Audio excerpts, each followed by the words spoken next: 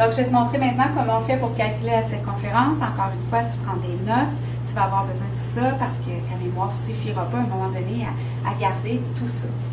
Donc, la circonférence peut se calculer de deux façons et ça dépend de ce qu'on a. La circonférence pourrait se calculer pi fois d, pi fois le diamètre, ou encore 2 fois pi fois le rayon. On sait que le rayon, c'est la moitié d'un diamètre. Donc, le diamètre est le double du rayon.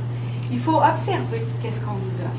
Si, par exemple, je te demande de calculer la circonférence qui est en lien avec ce cercle-là, moi, ce que j'observe, c'est que c'est un diamètre qu'on nous donne. Donc, tout de suite, j'écris la formule qui est en lien avec le diamètre en faisant d fois pi. Ta deuxième étape, on transforme nos données. Je sais que mon diamètre est 6 et ensuite, tout ce que j'ai à faire, c'est faire 6 fois pi sur ma calculatrice pour arriver à trouver le résultat. Ici, on te donne le rayon.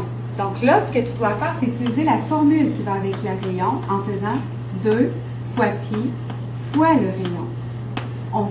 Deuxième étape, on transforme nos données. 2 fois pi fois 4. Et là, on va sur notre calculatrice. On calcule 2 fois pi fois 4. Et ça nous donne notre résultat. Je veux juste attirer ton attention sur la valeur du pi.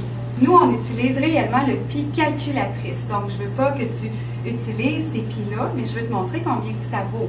Donc, le pi, en temps normal, c'est un nombre irrationnel qui vaut 3,1416. Il pourrait aussi valoir en fraction 22 sur 7. Donc, si tu vois ces nombres-là, tout de suite, tu vas sur ta calculatrice et tu utilises le pi calculatrice. C'est tout.